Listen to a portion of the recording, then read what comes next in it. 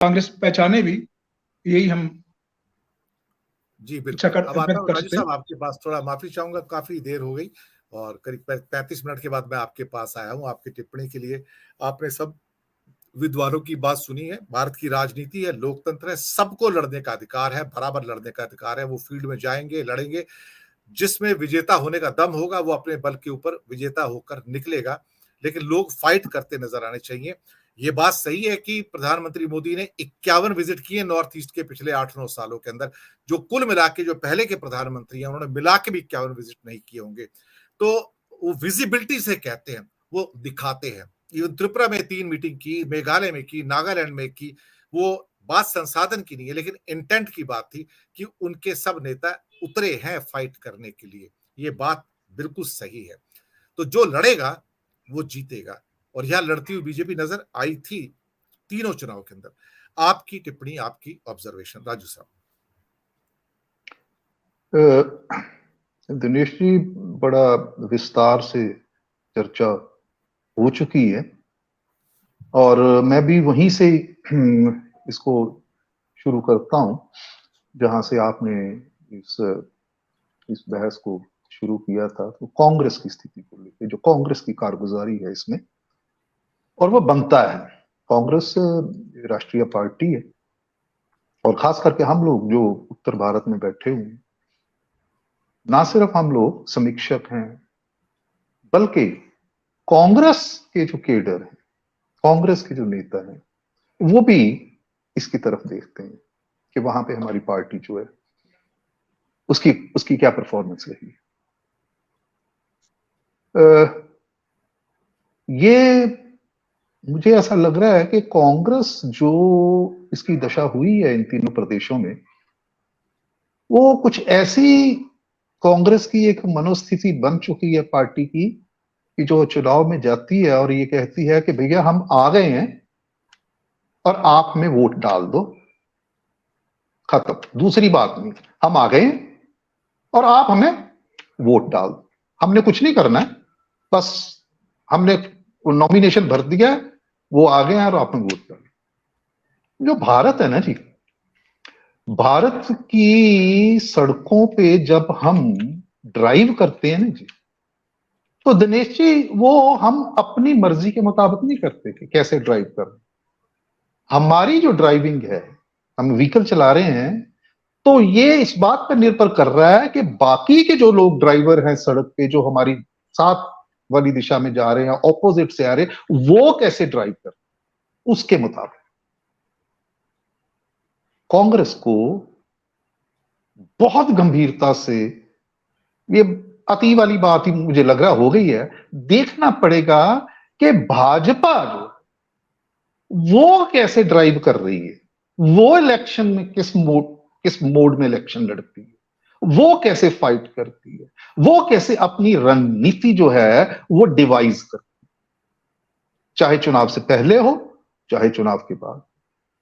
अब बार बार जिक्र करना जरूरी नहीं है कि आप देखिए कि दो बड़ी पार्टियां हैं, कांग्रेस पूरे, और ये जो चुनाव हो रहे हैं, चाहे छोटे छोटे प्रदेश है, 3 प्रदेश है, लेकिन इनका एक बड़ा महत्व है।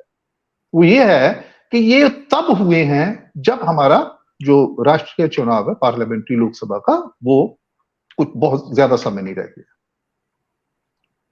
और जो हमारा लोकसभा का चुनाव है, जिसे मैं कहता हूं कि it's a mother of all elections, तो चाहे वो प्रदेशों के इलेक्शंस, चाहे वो बड़ा प्रदेश है चाहे छोटा प्रदेश है, तो जब वो राष्ट्रीय चुनाव जो है पार्लियामेंट्री लोकसभा के इलेक्शन के पास होते हैं, 2 साल पहले हो जाए, 3 साल पहले हो जाए, वो अलग बात है, लेकिन जो पास होते हैं उनका अपना एक महत्व बनता है। तो हम देख क्या रहे हैं कि हो क्या रहा है कि भाजपा की जो पहचान है वो ये है कि प्रधानमंत्री नरेंद्र मोदी जी और अमित शाह, जो पूर्व प्रधान इनके हैं भाजपा के राष्ट्रीय स्तर पे, वो कैसे इन इलेक्शंस में गए, कैसे आपने एक टर्म इस्तेमाल की, कारपेट बॉम्बिंग की। और मैं आपको मतलब ये श्रेय भी देना चाहूंगा कि आपने जितने प्रोग्राम्स किए हैं इन 3 स्टेट्स के इलेक्शंस को लेके, उसमें आप बार बार आपने जो बातें कही, जो आपकी पर्सनल टिप्पणियां भी थी, ऑब्जर्वेशंस थी, जो आपके और भी जो लोग थे आपके इस मंच पे आए, वो सब कुछ ये नतीजे बता रहे हैं कि ये वैसा ही हुआ जो आप लोगों ने बोला था। कांग्रेस की दशा के बारे में आपने बहुत देर पहले बोल दिया था, तो नतीजा भी उसके अनुरूप ही आया ना, अलग आया। तो अगर नरेंद्र मोदी जी और अमित शाह धड़ाधड़ रैली करेंगे, वहां पे एक संपर्क रखेंगे, ना सिर्फ इलेक्शन चुनाव कैसे लड़ना है, कैंडिडेट्स की सिलेक्शन कैसे होनी है, बल्कि पोस्ट पोल जो सिनेरियो उभरेगा उसको भी ध्यान में रख के उन्होंने ये चुनाव लड़ा। यहाँ पे आप देखिए त्रिपुरा के अंदर लेकिन का समझौता था सीपीएम के साथ में, ये दोनों दल मिलकर त्रिपुरा में एक कंबाइंड सभा भी नहीं कर पाए पिछले 2 महीनों में, एक भी सभा नहीं की कंबाइंड उन्होंने, जहां से लोगों को ये पता लगे। फिर उसके बाद मुझे कांग्रेस के स्पोक्स पर्सन कहते हैं कि सर ये सीटों का हमारा गठबंधन नहीं है, अरेंजमेंट है सिर्फ, ये they are trying to cover it up. जो मुझे दुख हुआ, भाई ओपनली आप कहते हो गठबंधन है, फिर कहते नहीं ये सिर्फ एडजस्टमेंट है, वो इतनी सीटें हमारा गठबंधन नहीं है। तो मेरी ये बात जो है समझ में नहीं आई, और एक भी कंबाइंड रैली नहीं की, एक भी सभा कर लेते त्रिपुरा के अंदर तो बात बदल जाती थी। छोटा सा 28 लाख वोटर है टोटल मिला के सर जी। देखिए, कोई भी जब चुनाव होता खास करके प्रदेशों में, तो वहां की जो प्रदेश की इकाई है, लीडरशिप है, वहां का केडर है, उसको मोबिलाइज करना, उसको उत्साहित करना, ये पार्टी के बड़े नेता का काम होता है। अगर राहुल या प्रियंका नहीं जाएंगे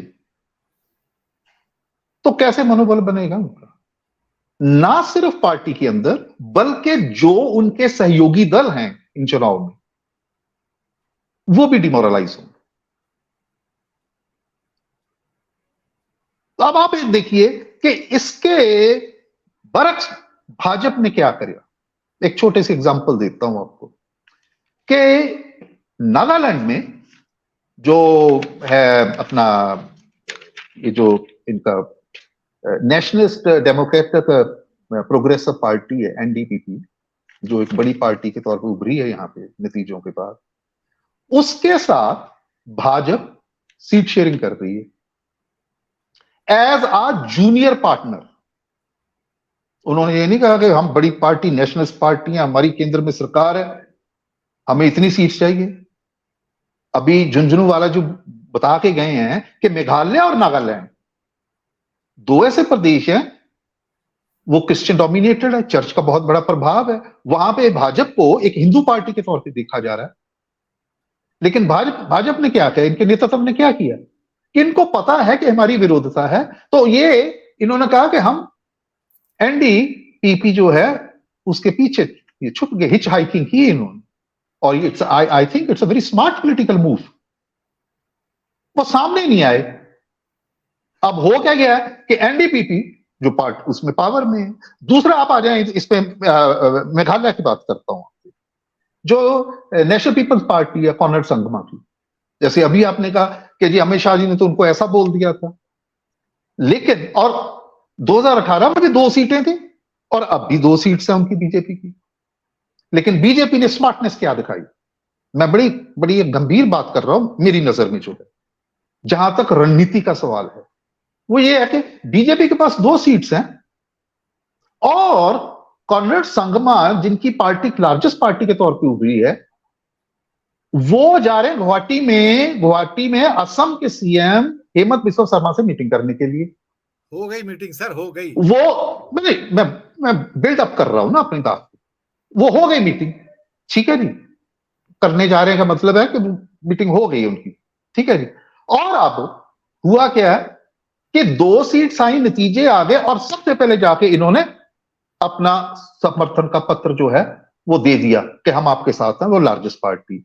इससे क्या हुआ आप देखिए जरा, ये पॉलिटिकल चतुराई कैसे कि 2 आपके पास सीट्स हैं, सिंगल लार्जेस्ट पार्टी को, नेचुरली सिंगल लार्जेस्ट पार्टी है, उसको तो एलाइज सहयोगी ढूंढने पड़ेंगे सरकार बनाने के लिए, कॉर्नेड संगमा को। और वहां पे क्या हो रहा है कि जो यूडीपी है, यूनाइटेड डेमोक्रेटिक पार्टी, उसके 11 है, कांग्रेस के 5 है, टीएमसी के 5।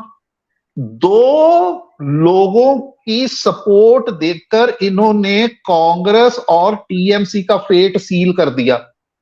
अब जो एनपीपी है, कॉनराड संगमा, उनके पास जा ही नहीं सकते हैं, कांग्रेस के पास जरूरत नहीं उनको, ना कांग्रेस के पास, ना टीएमसी के 5 की जरूरत है, ना उनके 5 की जरूरत है। और भाजपा देखिए कि जो एस्ट्रेंज लाई है, जिसको वो बोलते हैं कि सबसे करप्ट है, उसी को सपोर्ट दे रहे हैं। ये है प्रैक्टिकल पॉलिटिक्स, जिसकी तरफ इशारा सेंगर साहब ने किया था। अभी इन्होंने कहा था कांग्रेस को प्रैक्टिकल होना पड़ेगा। ये है प्रैक्टिकल, ये है रणनीति।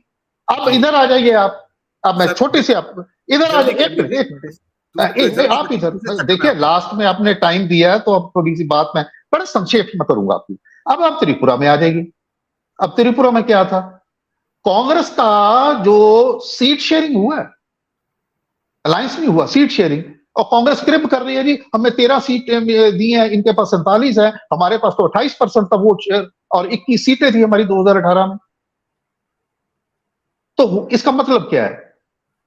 तो कांग्रेस को अपनी जो ताकत है, अपनी जो रियल स्थिति है, उसका ही इल्म नहीं है, ज्ञान। वो तो अच्छा किया, वो अड़ गए लेफ्ट वाले, सीपीएम वाले, वो करेगा नहीं भी 13 ही देंगे, क्योंकि उनको पता था कि ये कुछ करने वाले नहीं है। वो ज्यादा ग्राउंड रियलिटी से जुड़े, वो इसलिए ग्राउंड रियलिटी से जुड़े क्योंकि उन्होंने ग्राउंड रियलिटी का अध्ययन किया है। कांग्रेस के कौन से नेता जिन्होंने अध्ययन किया है? इनके दिल्ली से स्पोक्स पर्सन आए, प्रेस कॉन्फ्रेंस करी और चल दिए। वो लोग स्ट्रेटेजिस्ट नहीं है जिनके हाथ में आपने इन तीनों स्टेटों की कमान दी थी कांग्रेस पार्टी ने। They are not the strategist. वो तो दिल्ली की तरफ देख रहे हैं कि नेताजी आएंगे, नेताजी आएंगे। अब आप देखिए कि वहां पे, अच्छा एक चीज और है, तीनों स्टेट्स में जो पार्टी में, एक मिनट, जो पार्टीज पावर में थी, उन्होंने सब ने एंटी इनकम्बेंसी को बीट किया है। हक तो बनता था कि भाई एंटी इनकम्बेंसी है, 2018 में उन्होंने बनाई, तो कांग्रेस को बाउंस बैक करना, कैपिटलाइज करना चाहिए था अपने हक में। लेकिन हो क्या गया कि उन्होंने एंटी इनकम्बेंसी को बीट किया, और इस बार भी सरकार बनाने की स्थिति में भाजपा अपना नागालैंड में और त्रिपुरा में, और वहां पे एनपीपी, वो भी तो रूलिंग पार्टी थी ना। तो उन्होंने कैसे एंटी इनकम्बेंसी को बीट किया, यही कहते हैं जिसे पॉलिटिकल स्ट्रेटेजी। उनके खिलाफ इलीगल माइनिंग, करप्शन, सब कुछ था। और त्रिपुरा में कितना जोर लगा जी, बेरोजगारी या रोजगार देंगे, इन्होंने दिया नहीं, उसके बाद भी वो ले गए। तो इसका माने क्या है? और लोगों ने कांग्रेस को विकल्प नहीं ढूंढा वहां पे, लोगों ने नई पार्टी टिप्रा मोथा को एक विकल्प के तौर पे ऊपर प्रेफर किया। उन्होंने उनको 12 सीट दी है, कांग्रेस को नहीं दी है। तो कांग्रेस को अपनी स्थिति जैसा, ये देखिए, ये छोटी सी बात नहीं है। अब देखिए इसका परसेप्शन क्या है पूरे हिंदुस्तान में जो लोग देख रहे हैं। सर दूसरे